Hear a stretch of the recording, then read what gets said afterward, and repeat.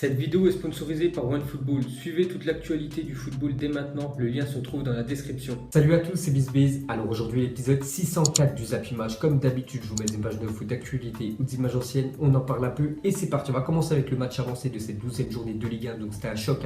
C'était le PSG premier qui jouait contre Lille, simplement deuxième de la Ligue 1. C'est le PSG qui s'est imposé 2-1 grâce à, comme d'habitude, à leur duo Mbappé et Neymar qui a inscrit chacun un but. Donc ils ont inscrit leur premier but à la 70e minute. C'est pour vous dire que c'était serré. Enfin, le PSG quand même a dominé et c'est surtout Lille qui avait un très bon gardien, Mike Maignan, qui a fait des arrêts exceptionnels. C'est pour ça qu'ils n'ont pas réussi à marquer avant, mais après bien sûr il a cédé, Maignan, le gardien de Lille, et le PSG logiquement s'impose contre Lille. Ensuite, on continue avec le Paris Saint-Germain. Donc record, le PSG devient la première équipe de l'histoire du top 5 européen à remporter ses 12 premiers matchs de championnat. Donc je vous avais dit, s'il gagnait contre Lille, il battait le record de Tottenham. Donc voilà, depuis la première journée où ils s'étaient imposés 3-0 contre Caen, et hier soir où ils s'est imposé 2-1 contre Lille en Ligue 1. On les survole cette Ligue 1, bien sûr, le PSG. Ils ont gagné tous leurs matchs, donc c'était jamais arrivé quand même dans l'histoire de la Ligue 1 et des 5 gros championnats qu'une équipe remporte leurs 12 premiers matchs. Ensuite, grâce à cette victoire contre Lille, le PSG, donc la première stat, on en a parlé, les 12 premiers matchs de Ligue 1, 12 victoires, c'était jamais arrivé. Sinon, égale le record de victoires consécutives sur une même saison de Ligue 1, 12. Donc jamais une équipe sur une saison avait remporté 12 matchs d'affilée. Donc voilà, encore un record pour le PSG. Il compte 41 buts après 12 journées, une première depuis 1969-1970. C'est pour vous dire vraiment qu'il survole la Ligue 1, le PSG. Ensuite, on va parler de Neymar, qui a été très bon hier. Donc il est appliqué sur 45 buts en Ligue 1 après 30 matchs disputés. Donc voilà, depuis son arrivée au PSG, 30 matchs disputés, il a quand même inscrit 28 buts et 17 passes décisives. Donc personne ne fait mieux à part Mbappé quand même en Europe. Donc voilà, les stats incroyables de Neymar. Cette fois-ci, on va parler de Mbappé en Ligue 1, donc à seulement 19 ans. Donc si on compte le PSG et Monaco, son ancien club, donc en tout c'est 76 matchs, déjà 40 buts. Hier il a passé le palier des 40 buts en Ligue 1 et 18 passes décisives à 19 ans.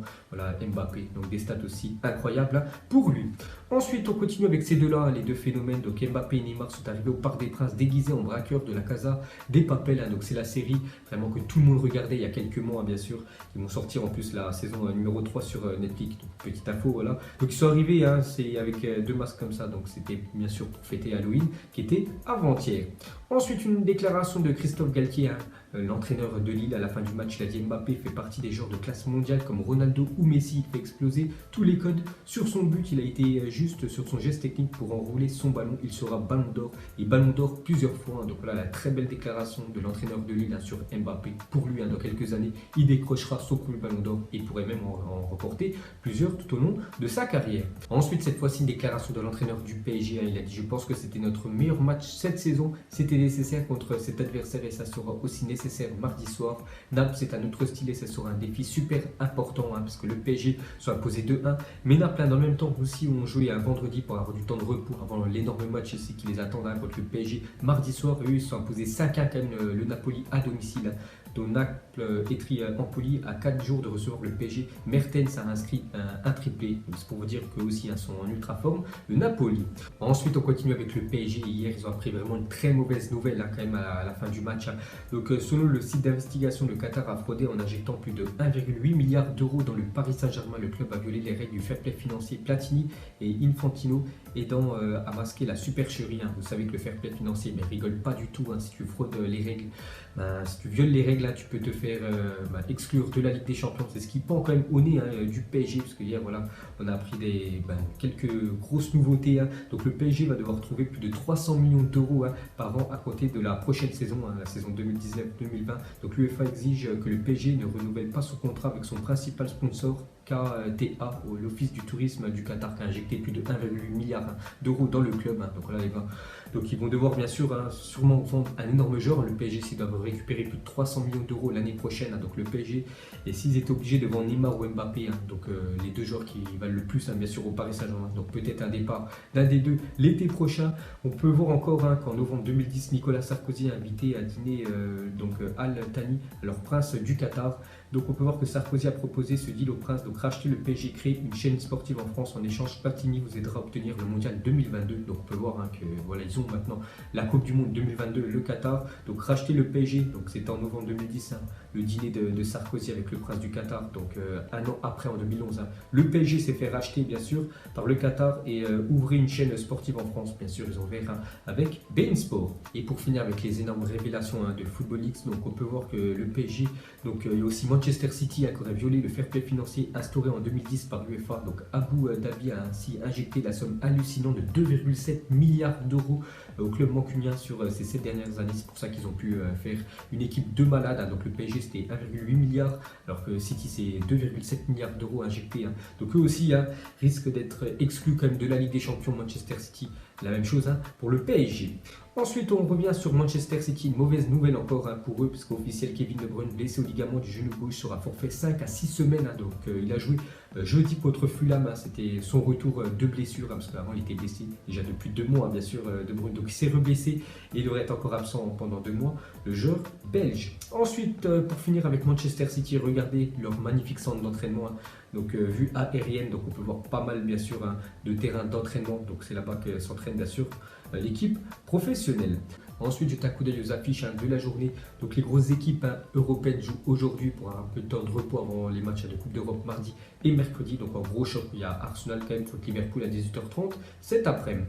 Ensuite, une déclaration de Bouna Sarr, donc le défenseur droit de l'Olympique de Marseille. Il a dit: j'ai pris une décision ferme. J'aimerais jouer pour l'équipe de France, c'est clair. Il y aura des déçus du côté du continent africain, mais j'assume mes choix et je n'ai pas peur de le dire, parce qu'il aurait pu jouer avec le Sénégal et je crois la Guinée. Il aurait pu jouer avec un des deux, mais il préfère pourquoi pas jouer avec l'équipe de France. Bon, pour l'instant, il n'a jamais joué avec l'équipe de France A, on peut dire, mais peut-être un Deschamps plus tard l'appellera. Donc voilà, les gars, Bouna Sarr a pris sa décision. Ensuite, il y a 13 ans, jour pour jour, Lionel Messi inscrivait le premier but de sa carrière en Champions League. Donc c'était en Grèce face au Panathinaikos, et déjà un défenseur au sol. Donc voilà, les gars, il y a 13 ans, jour pour jour, premier but de Messi en Ligue des Champions. Et maintenant, je crois qu'il y a déjà plus de 109 buts, bien sûr, dans cette compétition. Ensuite, pour Allegri, le Barça est favori pour remporter la Ligue des Champions. Cette année, il a dit: j'ai la chance d'entraîner la Juve, l'un des clubs les plus importants d'Europe qui pourrait remporter la Ligue des Champions. Cette année, Barcelone est le premier favori.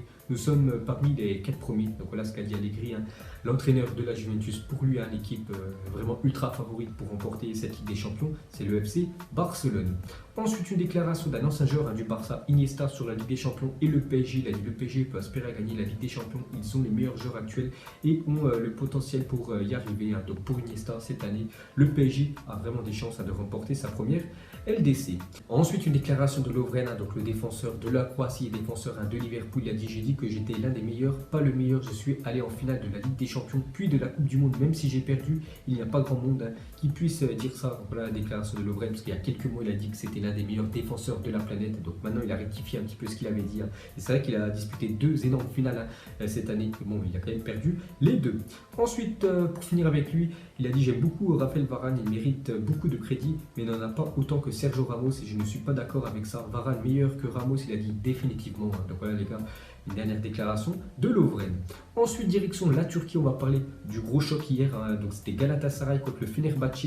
Et le Fenerbahçe ont réussi à faire l'exploit, à revenir à 2-2. N'oubliez pas que Fenerbahçe cette année, c'est un peu la crise, parce qu'ils sont 15e quand même de la Super League turque.